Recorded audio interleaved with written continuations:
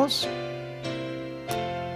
Nuestro amante Padre Celestial, una vez más nos acercamos a tu trono con gratitud en nuestros corazones porque nos has dado tu palabra, que es una brújula segura en un mundo que está bien confundido. Pedimos, Señor, al estudiar en cuanto a la Torre de Babel y el nuevo orden mundial, que tu Espíritu Santo nos acompañe en nuestro estudio. Pedimos que nos des entendimiento para comprender las grandes profecías de la Biblia. Te lo pedimos en el precioso nombre de tu Hijo, Cristo Jesús. Amén. Una vez más, bienvenidos y bienvenidas a esta presentación especial de la serie Descubriendo los Misterios de Génesis. También quiero extender un saludo muy cordial y una bienvenida muy especial a todos los que están viendo esta programación a través de la pantalla de televisión vía satélite. Estamos muy contentos que hayan sintonizado para estar con nosotros. Vamos a comenzar nuestro estudio en este día en el libro de Génesis, el capítulo 9 y el versículo 1. Génesis, el capítulo 9 y el versículo 1. Esto es inmediatamente después del diluvio. Y quiero que noten lo que Dios le dijo a Noé y a su familia después del diluvio.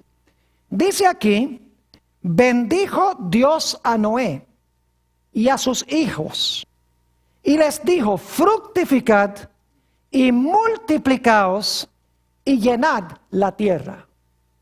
Es decir, Dios le estaba diciendo a Noé y a sus hijos que llenaran la tierra, que se regaran por la tierra, que proliferaran a través de todo el planeta. Pero la Biblia nos dice que los seres humanos, después de Noé, tenían una idea muy diferente. Vamos a Génesis, el capítulo 11 y el versículo 1 y 2. Capítulo 11 y el versículo 1 y 2. Y debo decirles que la experiencia de Génesis 11, que es la historia de la Torre de Babel, se está realizando aproximadamente 100 años después del diluvio.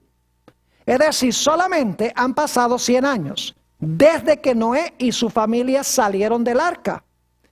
Dice: tenía entonces toda la tierra una sola lengua y unas mismas palabras.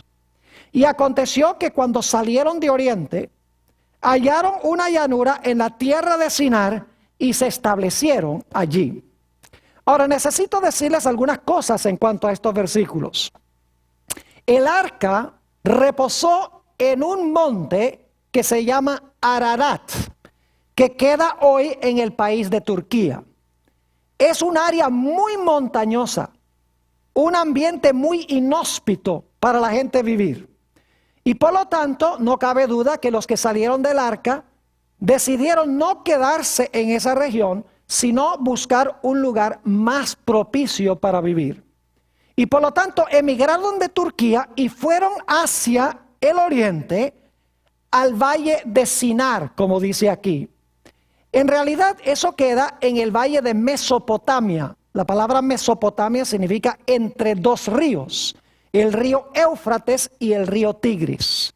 Es decir, se establecieron allí en ese valle donde hoy queda Irak. Y nos dice este versículo que establecidos allí tenían todos un mismo idioma. Es decir, estaban unidos por un mismo hablar y por un mismo sentir. Ahora, según estudiamos en Génesis 3 y el versículo 15, Dios iba a mandar una simiente al mundo para golpear mortalmente la cabeza de la serpiente o la cabeza de Satanás. Satanás, como hemos visto, se propuso a que no iba a permitir que esa simiente viniera. Y la historia de la Torre de Babel ilustra una vez más cómo Satanás está obrando para impedir que venga la simiente.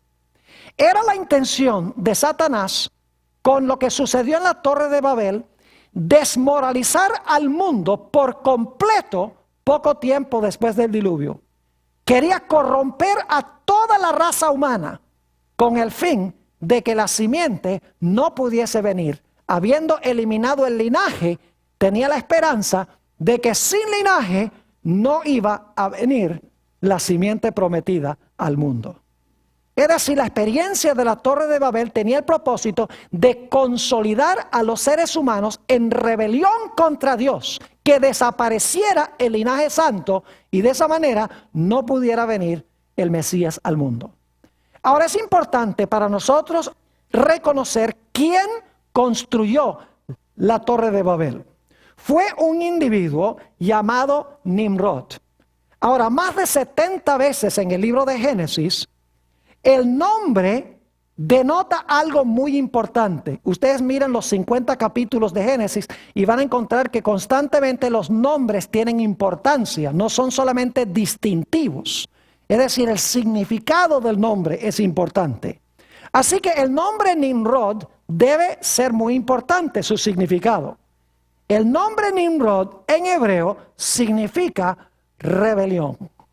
Es decir, el constructor de la Torre de Babel y de la ciudad, junto con la torre, fue Nimrod, cuyo nombre significa rebelión. Su propio nombre indica la intención que él tenía al construir esa torre. Dicho sea de paso, Nimrod viene de claro, un hijo de Noé, pero en realidad era era un nieto de Noé, pero era de Cam, hijo de Noé. Y las peores naciones aparecieron fue de Cam. Por ejemplo, si ustedes leen la genealogía en Génesis el capítulo 10 de los hijos de Noé, van a encontrar que Nimrod vino de Cam y de Cam también vinieron las siguientes naciones: Asiria y todas las naciones cananeas que luego procuraron destruir al pueblo de Israel. Es decir, Cam, de los 3 hijos de Noé, Sem continúa el linaje santo. Jafet, hay varias naciones que son medio malas de Jafet, pero las peores naciones, las más inicuas, vienen de Cam. Y Nimrod era descendiente de Cam. Ahora vamos a Génesis el capítulo 11 y los versículos 3 y 4. Génesis el capítulo 11 y los versículos 3 y 4. Ya hemos estudiado los versículos 1 y 2, ahora vamos a ver qué dicen estos versículos.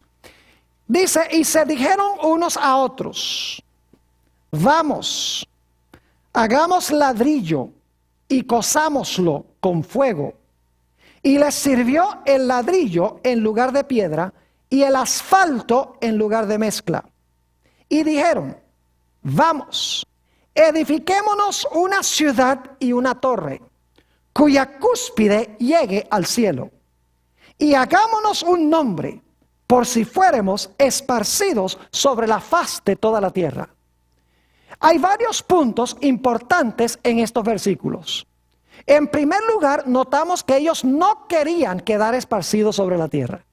Estaban desobedeciendo a Dios. Dios dijo, mi plan no es que se consoliden en un lugar, sino que se esparzan y formen sociedades a través de toda la tierra. Pero ellos no querían estar esparcidos.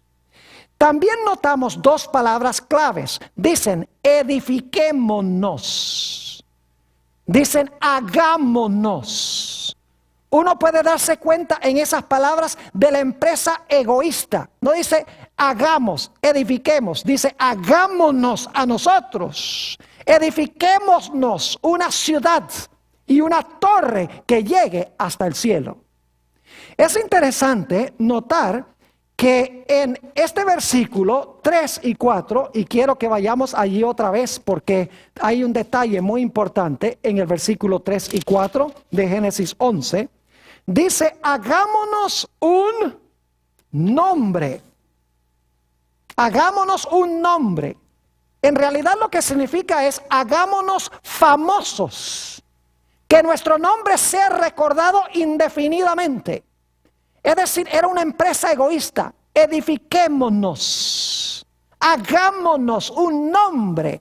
Es decir, lleguemos a ser famosos sobre la tierra. Saben que es muy interesante que esta palabra que se usa aquí, hagámonos un nombre, es la misma expresión que aparece en Génesis 6 y el versículo 2. Si van conmigo allí un momentico, Génesis el capítulo 6 y el versículo 2, a donde se habla de la mezcla entre los hijos de Dios y las hijas de los hombres. Note lo que dice en el versículo 2 de Génesis 6. Dice que viendo los hijos de Dios que las hijas de los hombres eran hermosas, tomaron para sí mujeres, escogiendo entre todas. Y luego quiero ir al versículo 4. Había gigantes en la tierra en aquellos días. Y también después que se llegaron los hijos de Dios a las hijas de los hombres, y les engendraron hijos. Estos fueron los valientes que desde la antigüedad fueron varones ¿de qué? De renombre. Es la mismita expresión que aparece en Génesis el capítulo 11, cuando dice hagámonos un nombre. Es decir, querían ser de renombre. Y si ustedes ven en Génesis 6 y el versículo 2, los que son gigantes, gentes de renombre, son gigantes para el mal. Porque dice que todo designio del pensamiento del corazón de ellos era de continuo solamente ¿qué cosa? El mal. Es decir, eran de renombre por su maldad y por su separación de Dios. Es decir, que esta empresa era una empresa egoísta, una empresa de rebelión contra Dios. Ahora uno podría decir, ¿por qué es que ellos querían construir esta torre y esta ciudad, especialmente la torre? Bueno, yo creo que examinando el contexto, había 3 razones por las cuales querían construir esta torre. Que llegara hasta el cielo, noten lo que dice. En primer lugar, creo yo que ellos querían hacer una torre tan alta que pudieran explicar la razón por el diluvio. Porque había llovido y nunca antes del diluvio había llovido. Y ellos dicen, no es científico la idea del diluvio. Quisiéramos saber cómo es que pasó ese diluvio. Y querían edificar una torre que llegara al cielo para explicar la razón por la cual había venido el diluvio. Pero había una razón aún más importante en sus mentes. Y era que ellos se querían construir una torre más alta que lo que habían alcanzado las aguas del diluvio. En caso de que viniese otro diluvio, pudiesen ellos salvarse a sí mismos y Dios no pudiese destruirlos. Una tercera razón es que ellos, en realidad, esta torre, si ustedes miran la arquitectura que se ha descubierto en las excavaciones arqueológicas, van a encontrar que construían allá lo que se llaman templos sikurat. Eran templos con 7 niveles. Y los sacerdotes de esta religión subían por los 7 niveles y cuando llegaban al ápice de la torre, se concebía que habían alcanzado la altura de Dios. Es decir, el propósito de la torre era edificar un templo en honor a los dioses. Y déjenme decirles que Nimrod, según la tradición antigua de Babilonia, Nimrod era el dios Sol. Y su esposa, la diosa Luna, se llamaba Semiramis. Es decir, que Nimrod estableció la religión falsa de Babilonia. Ahora, hay un libro magnífico del cual quiero leer la descripción de esta empresa, de estos constructores. Es un libro que a mí me encanta porque presenta la historia del Antiguo Testamento de la forma más clara que yo he visto en cualquier libro. Es el libro Patriarcas y Profetas. En la página 112 encontramos esta declaración. Dios había mandado a los hombres que se diseminaran por toda la tierra, que la poblaran y que se enseñoreasen de ella. Pero estos constructores de la Torre de Babel decidieron mantener su comunidad unida en un solo cuerpo y fundar una monarquía. Fíjense, un gobierno centralizado, una monarquía que a su tiempo abarcara toda la tierra. Así, su ciudad se convertiría en la metrópoli de un imperio universal. Su gloria demandaría la admiración y el homenaje del mundo y haría célebres sus fundadores. La magnífica torre, que debía alcanzar hasta los cielos, estaba destinada a ser algo así como un monumento del poder y la sabiduría de sus constructores, para perpetuar su fama hasta las últimas generaciones.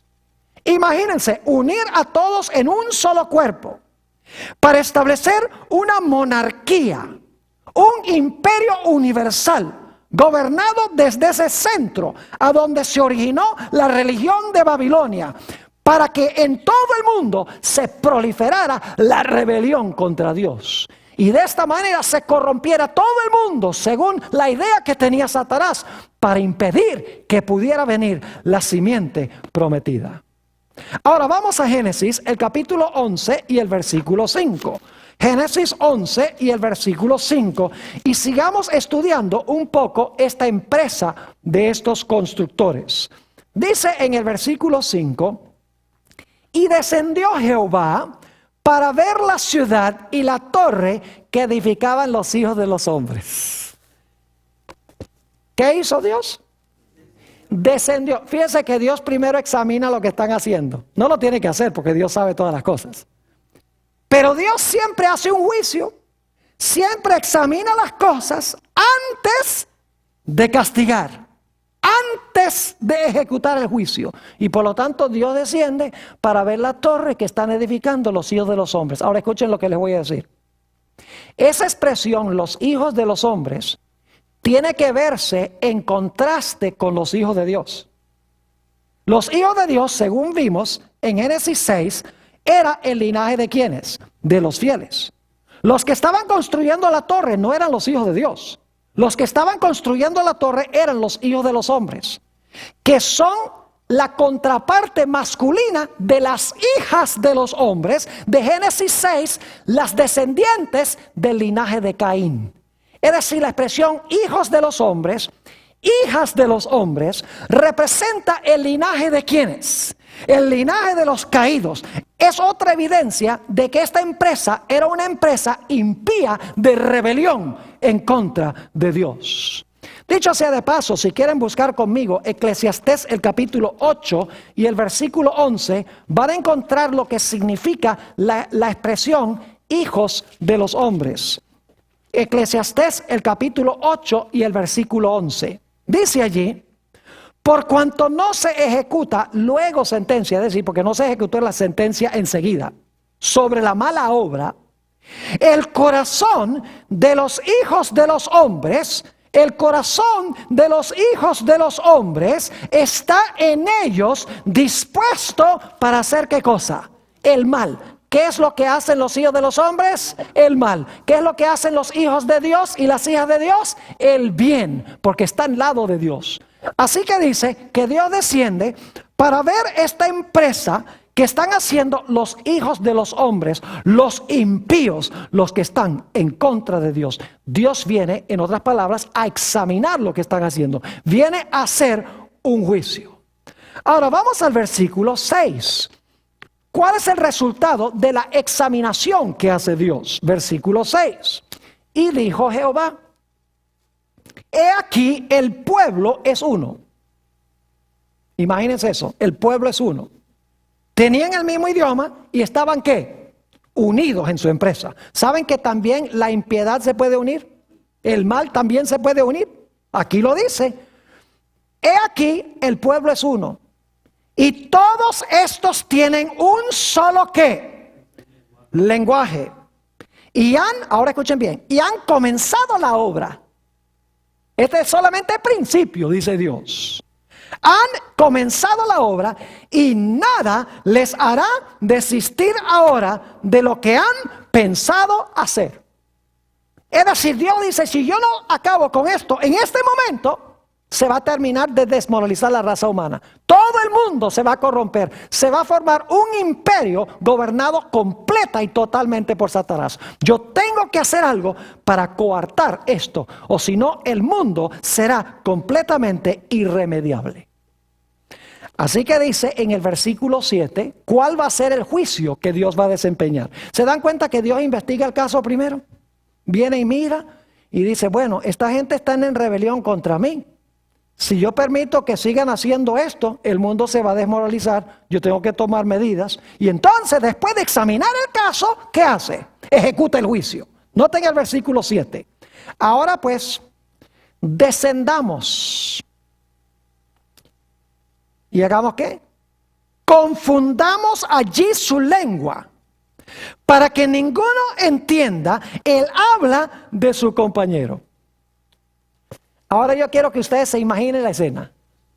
Ya probablemente la torre había alcanzado cierta altura, cierto nivel, porque Dios ha bajado para ver ya cuando la empresa ha avanzado un rato.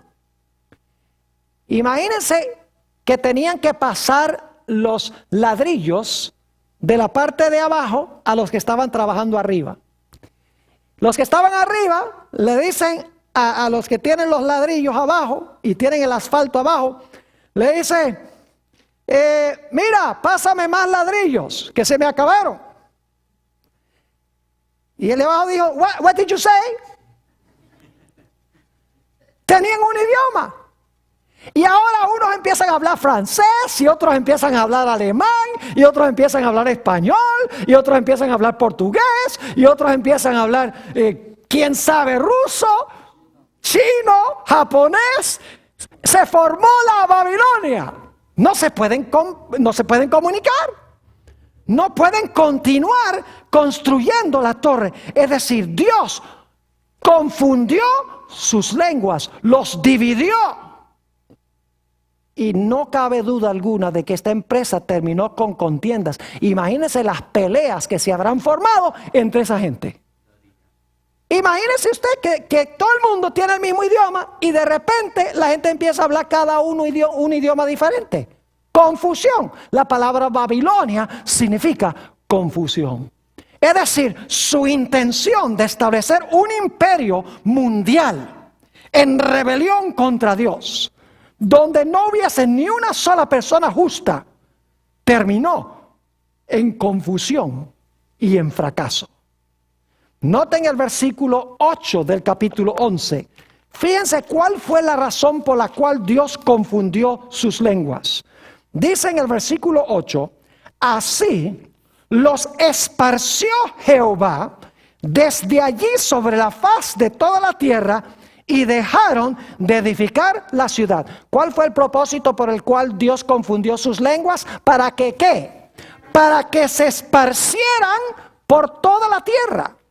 Eso es lo que él había dicho que debían hacer. Pero ellos quisieron consolidar el mal, quisieron unirse en rebelión contra Dios. Dios dijo, no, lo que voy a hacer es confundir sus idiomas. Y ahora escuchen bien lo que pasó. ¿Creen ustedes que es un buen plan tener muchas naciones, muchas lenguas, muchas diferentes culturas? Yo creo que sí debe haber. Yo sé que es un buen plan. Y ustedes dicen, ¿por qué razón? Debe explicarles por qué Dios vio que era un buen plan. Es mucho más difícil crear una rebelión mundial con muchos diferentes grupos pequeños. Es mucho más difícil que todo el mundo se una comúnmente en rebelión cuando uno tiene muchos diferentes idiomas, muchas diferentes sociedades y muchas diferentes culturas. Dios confundió las lenguas para que no se pudiera consolidar el mal en un lugar, para que todos no hablaran el mismo idioma y de esta manera se centralizara y se consolidara el mal, como querían hacer ellos cuando hablaban todos el mismo idioma. ¿Están entendiendo lo que estoy diciendo? Es decir, el plan de Dios fue un buen plan. Ahora necesitamos hacer una transición. Hemos estudiado en cuanto a los constructores de la torre. Una empresa egoísta. Una empresa de rebelión contra Dios, denotado por el nombre Nimrod, el que se concebía como el dios Sol. Una empresa que tenía el propósito de consolidar y unir a todo el mundo en rebelión contra Dios, estableciendo esta falsa religión del dios Sol y de la diosa Luna, dicho sea de paso. Porque en la antigüedad adoraban primordialmente el sol y también la luna. Y Dios dijo, no, esto no lo voy a permitir porque me van a desmoralizar el mundo, se va a perder el linaje santo y no voy a poder traer el Mesías al mundo. Así que Dios los dividió, se esparcieron y ahora el mal no se podía consolidar. El mal podía aparecer en diferentes sitios, pero todo el mundo no podía unirse ahora en rebelión contra Dios tan fácilmente como si todos hablaran el mismo idioma. Ahora escuchen bien. Inmediatamente después de esta experiencia de la Torre de Babel, y dicho sea paso, dice que Dios llamó a ese lugar Babel, dice en el versículo 9. Lo llamó Babel, de donde viene la palabra ¿qué? Babilonia. ¿Se menciona Babilonia en Apocalipsis? Oh, sí. Pero si quieren entender lo que quiere hacer Satanás en Apocalipsis, tienen que entender lo que Satanás quería hacer en Génesis. Porque al final él va a querer hacer lo mismo que hizo allá en la Torre de Babel. Desmoralizar y corromper el mundo entero. Ya no para impedir que venga la simiente, sino con el fin de hacer desaparecer a los justos del planeta Tierra. Para que desaparezca de una vez por todas la simiente de la simiente, es decir, los seguidores de Jesús. Es interesante, escuchen bien, que inmediatamente después que termina esta historia de Babel, a donde habla de los hijos de los hombres, esos rebeldes que querían establecer esa religión falsa, en el siguiente versículo, en Génesis 11 y el versículo 10, comienza la genealogía de los justos. Es decir, Sem y sus descendientes están en contraste con los constructores de la Torre de Babel. Génesis 11 presenta a los constructores de la Torre de Babel, estos son los hijos de los hombres. Set y sus descendientes son ¿quién? Son los hijos de Dios. Son el linaje de donde vendrá ¿quién? De donde vendrá el Mesías. Es decir, en Génesis 11 tenemos otra vez la idea de las dos simientes. Los constructores de la torre que quieren consolidar el mundo en rebelión contra Dios. Y tenemos a los descendientes de Sem, de donde finalmente vendrá ¿quién? De donde finalmente vendrá el Mesías. Ahora escuchen bien. Poco después que se construyera la Torre de Babel y Dios confundiera las lenguas, nació un hombre llamado Taré. ¿Saben ustedes quién fue Taré? El padre de Abraham. Y sucedió poco después de la Torre de Babel. Unos pocos años nada más. Y quiero que noten lo que empezó a suceder con Taré. Vayan conmigo a Hechos 7. Vamos a leer dos pasajes. Hechos 7, 2 al 4 primero. Y luego vamos a ir a otro pasaje. Hechos 7 y el versículo 2 hasta el versículo 4. Aquí está hablando a Esteban sobre la experiencia del pueblo de Israel. Y dice, y él dijo, varones hermanos y padres, oíd. El Dios de la gloria apareció a nuestro padre Abraham, estando ¿dónde? ¿Dónde estaba Abraham? Oh, ¿y qué se construyó allí? La Torre de Babel, en Mesopotamia, antes que morase en Harán. ¿Y qué le dijo Dios? Y le dijo, sal de tu tierra y de tu parentela, y ven a la tierra que yo te mostraré. Entonces salió de la tierra de ¿quiénes? De los caldeos, y habitó en Harán. Yo pregunto, ¿quiénes eran los caldeos? Los babilonios. ¿Recuerdan en Daniel el capítulo 2 que Nabucodonosor mandó a llamar a los caldeos en el imperio de Babilonia? Es decir, ¿dónde vivía Taré, el padre de Abraham? Vivía en Babilonia. Vivía a donde se construyó ¿qué cosa? La Torre de Babel. Ahora, ¿qué problema había con eso? Vayan conmigo a Josué, el capítulo 24. Josué, el capítulo 24. Y vamos a leer los versículos 2 y 3. Josué 24 y los versículos 2 y 3. Había un problema con Taré allí en Babilonia. Satanás estaba tratando de hacer algo con él. Dice en el versículo 2, y dijo Josué a todo el pueblo, así dice Jehová, Dios de Israel, vuestros padres habitaron antiguamente al otro lado del río. Esto es Taré, padre de Abraham y de Nacor. Y fíjense lo que dice, y servían ¿qué cosa? Dioses extraños. ¿A dónde se establecieron esos dioses extraños? En Babel, exactamente. Es decir, Taré se estaba corrompiendo con la idolatría de Babel. Y por lo tanto, ¿qué hace Dios? Versículo 3. Y yo tomé a vuestro padre Abraham del otro lado del río, es el río Éufrates, y lo traje por toda la tierra de Canaán y aumenté su descendencia y le di ¿a quién? Y le di a Isaac. ¿Qué hizo Dios para salvar a Abraham? Para que no se corrompiera con la falsa religión de Babilonia, para que no desapareciera el linaje de donde iba a venir el Mesías. Dice que Dios lo sacó para que el linaje santo no se terminara de ¿qué? De corromper. Y ahora escuchen lo que les voy a decir.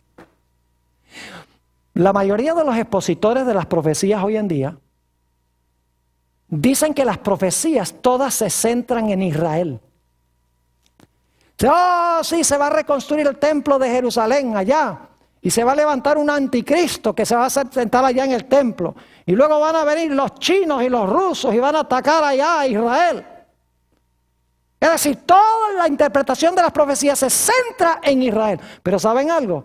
Las profecías no se centran en Israel. Las profecías se centran en Jesús. Y les voy a explicar cómo es eso. Dios escogió, ahora escuchen bien, Dios escogió a Abraham, un individuo, con el fin de que de Abraham viniese un ¿qué? ¿Un pueblo o una nación? Vayan otra vez. Dios escogió a Abraham, un individuo, para que de ese individuo creciera una gran ¿qué? Un gran linaje, una gran nación, para que de esa nación viniera un individuo. Y luego de ese individuo se iba a levantar una nación para proclamar el mensaje en cuanto a ese individuo. Es decir, Dios llama a un individuo para formar una nación.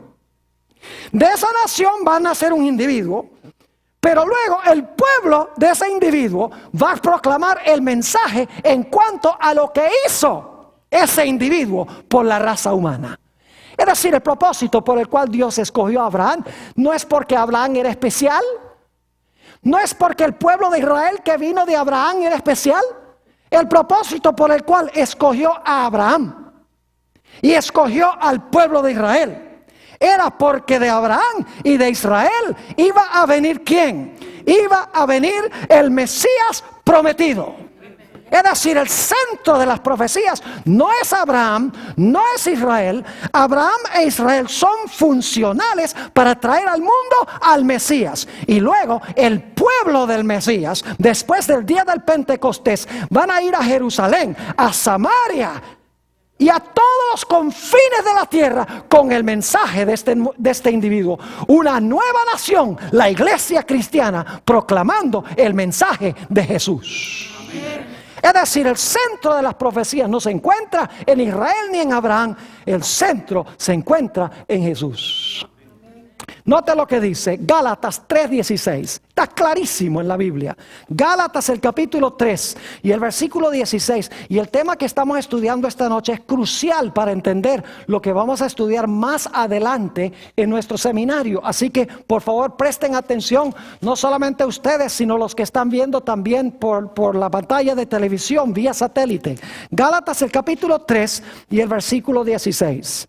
Ahora bien, a Abraham fueron hechas las promesas y a su simiente.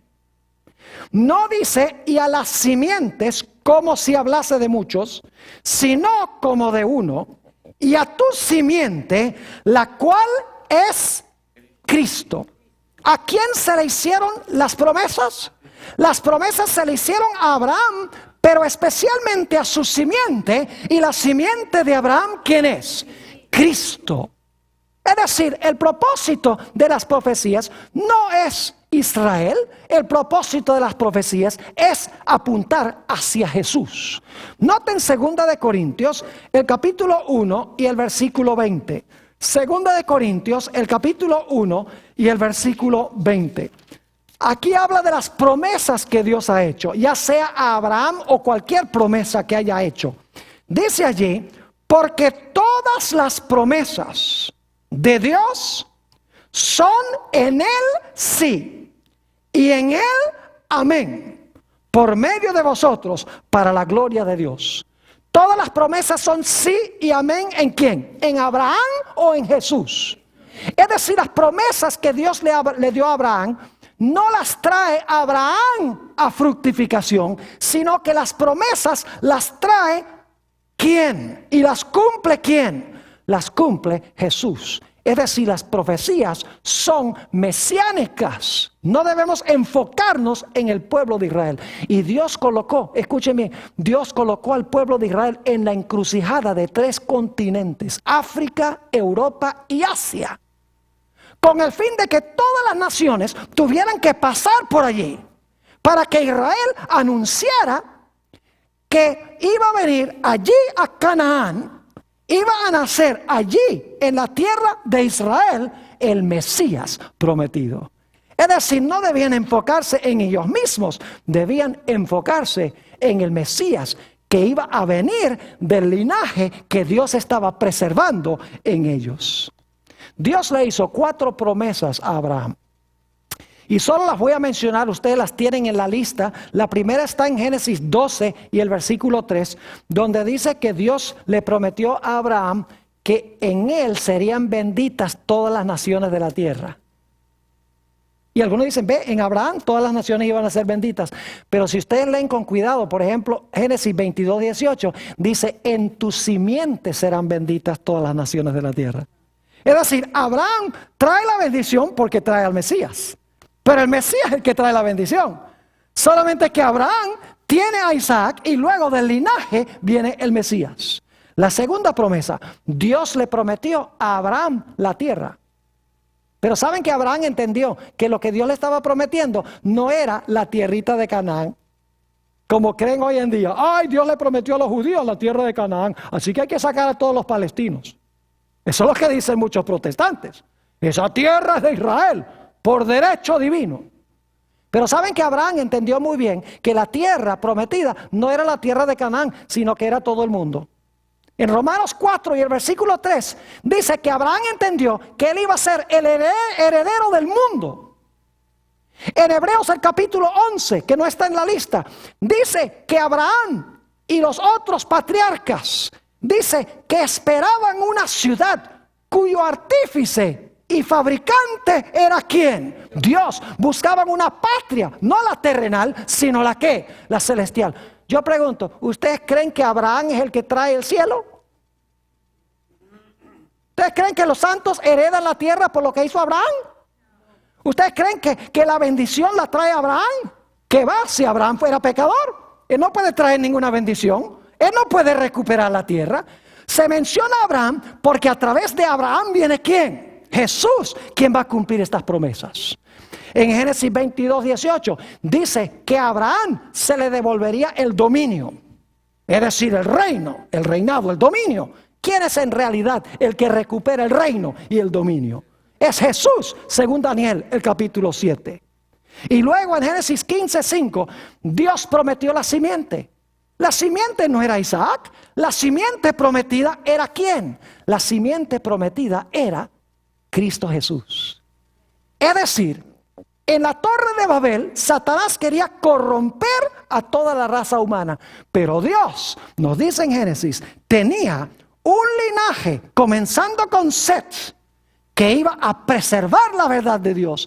Y de Abraham, y últimamente iba a venir el Mesías prometido de la nación que Dios escogió para preservar la verdad y para preservar el linaje. Es interesante notar que en San Juan 8 y el versículo 56, Juan 8 y el versículo 56, se nos dice que Abraham entendió esto. Algunas preguntan, ¿será que Abraham entendió este asunto de que las promesas no se iban a cumplir a través de él, sino que era a través del Mesías? Claro que lo entendió. Noten Juan 8 y el versículo 56. Dice allí, hablando a Jesús, Abraham vuestro padre se gozó de que había de ver mi ¿qué? Mi día. Y lo vio y ¿qué? Y se gozó. Y en nuestro próximo tema vamos a estudiar la experiencia de Génesis 22, donde Dios manda a Abraham a sacrificar a su hijo Isaac. Y vamos a encontrar que esa es una profecía maravillosa, extraordinaria en cuanto a Jesús, en cuanto al Mesías. Y Abraham lo entendió muy bien. Entendió que el acto de estar dispuesto a sacrificar a su hijo representaba en realidad el sacrificio de Jesús. Abraham vio mi día y dice, y se gozó. Abraham entendió que la bendición no la iba a traer él. La bendición la iba a traer el Mesías. Es decir, Dios escogió a Sem. De Sem sigue el linaje, llega a Abraham. De Abraham continúa el linaje. Finalmente de ese linaje viene ¿quién? Jesús. Y entonces se cumple la promesa de la bendición, la promesa de que los santos tomarán la tierra por heredad, la promesa de que Cristo reinará con su pueblo y la promesa de que la simiente de Dios estará siempre con su pueblo. Note lo que dice en Gálatas 3 y el versículo 13 y 14. Fíjense quién es el que trae la bendición. Gálatas el capítulo 3 y los versículos 13 y 14. La bendición no la trae Abraham. Solo la trae Abraham porque él comienza el proceso de donde vendrá el Mesías. Gálatas el capítulo 3 y vamos a leer los versículos 13 y 14. Dice allí, Cristo nos redimió de la maldición de la ley, hecho por nosotros maldición, porque está escrito, maldito todo aquel que es colgado en un madero. Ahora escuchen bien, ¿qué es la consecuencia de que Jesús cargó nuestra maldición, cargó nuestro pecado? Dice, para que en Cristo Jesús la bendición de Abraham alcanzase a los gentiles, a fin de que por la fe recibiésemos la promesa del Espíritu. Yo pregunto entonces, ¿cómo es que viene la bendición de Abraham? ¿Viene a través de quién? Viene a través, no de Abraham, sino que viene a través de Jesús. Y gracias a Dios finalmente vino el Mesías prometido. Después que Dios escogió a Sem, de Sem finalmente viene Abraham, y finalmente de Abraham, ese individuo, viene el pueblo judío, preservó la verdad, preservó el linaje, y ahora viene ese individuo, Cristo Jesús, el Mesías prometido, que iba a recuperar todo lo que se había perdido. Satanás, mis hermanos y hermanas, procuró impedir que la simiente viniera por todos los medios, pero Dios siempre preservó el linaje. Por eso es que tenemos las genealogías en la Biblia. Dios nos da la genealogía en Génesis 5 de los hijos de Dios desde Adán hasta Noé. En Génesis 11 nos da desde Sem hasta Abraham. Y en Mateo 1 nos da desde Abraham hasta Cristo. Dios está mostrando que siempre preservó el linaje, aunque Satanás procuró destruir el linaje. Es decir, el centro no es Israel, el centro es Cristo Jesús. Jesús murió en la cruz, cargó por los pecados de la raza humana, recuperó todo lo que Adán perdió. Pero había que avisarle al mundo lo que había sucedido. Había que anunciarlo al mundo. Y por lo tanto, 50 días después de la resurrección de Jesús, encontramos que llega el día del Pentecostés. Y ahora escuchen bien. En el día del Pentecostés, o inmediatamente antes, Jesús le dice a los discípulos, ustedes me van a ser testigos en Jerusalén, en Judea, en Samaria y hasta los últimos confines de la tierra. Pero había un problema muy serio. Y es que en la Torre de Babel se habían confundido todas las lenguas y los seguidores de Jesús no hablaban sino hebreo y arameo. ¿Ve cómo Dios se complicó la vida con lo que hizo en Babel? Se complicó la vida porque ahora tenía todos estos idiomas. El propósito era dividir el mundo para que no se consolidara el mal y la rebelión. Y ahora tiene un mundo lleno de idiomas y sus pocos seguidores que lo han recibido como Salvador no hablan sino el idioma de Israel o los idiomas de Israel. ¿Sabe lo que hace Dios? Dios dice, ahora yo voy a arreglar el problema de Babel. Y dice que en el día del Pentecostés Dios derrama el Espíritu Santo. ¿Saben cuántas naciones habían presentes en el día del Pentecostés? Vayan conmigo un momento allí. Vayan conmigo al libro de los Hechos, el capítulo 2, para que ustedes vean todas las naciones que había ahí. Todos con su diferente idioma, como fruto de Babel. Ahora Dios dice, el problema que creé allá, para que no se consolidara el mal, ahora lo voy a arreglar yo también. Noten Hechos, el capítulo 2, y vamos a empezar en el versículo 1. Cuando llegó el día del Pentecostés, estaban todos unánimes juntos. Y ahora los hijos de Dios están unánimes juntos. Y de repente vino del cielo un estruendo como de un viento recio que soplaba, el cual llenó toda la casa donde estaban sentados. Y se les aparecieron lenguas repartidas como de fuego, asentándose sobre cada uno de ellos. Y eran 120, dicho sea de paso. Y fueron todos llenos del Espíritu Santo. Y comenzaron a hablar en otras lenguas, según el Espíritu les daba que hablasen. Y créanme que no estaban hablando tonterías. No estaban hablando en un idioma que nadie entiende. El don de lenguas es un don de hablar idiomas que el que habla no conocía antes, con el fin de compartir el Evangelio de Cristo. Note lo que sigue diciendo en el versículo 5. Moraban entonces en Jerusalén judíos, varones piadosos de todas las naciones bajo el cielo. Todas las naciones que se originaron después de Babel. Y hecho este estruendo, se juntó la multitud y estaban confusos, porque cada uno les oía hablar en su propia lengua. Habían varios predicadores, eran 120, y cada uno estaba hablando un idioma de los que estaban presentes ahí. ¿Ven cómo Dios está arreglando el problema de Babel? Y estaban atónitos y maravillados, diciendo, mirad, ¿no son galileos todos estos que hablan? ¿Cómo pues les oímos nosotros cada uno en nuestra lengua en la que hemos nacido? ¿Cómo es que les oímos hablar en nuestro propio idioma? Y ahora escuchen las naciones. Partos, medos, elamitas y los que habitamos en Mesopotamia, en Judea, en Capadocia, en el Ponto, en Asia, en Frigia, en Panfilia, en Egipto, en las regiones de África más allá de Cirene, y romanos aquí residentes, tanto judíos como prosélitos, cretenses y árabes. 13 naciones. Y dice, les oímos hablar en nuestras lenguas las maravillas de Dios. Ahora fíjense, Dios escogió a Abraham, un individuo.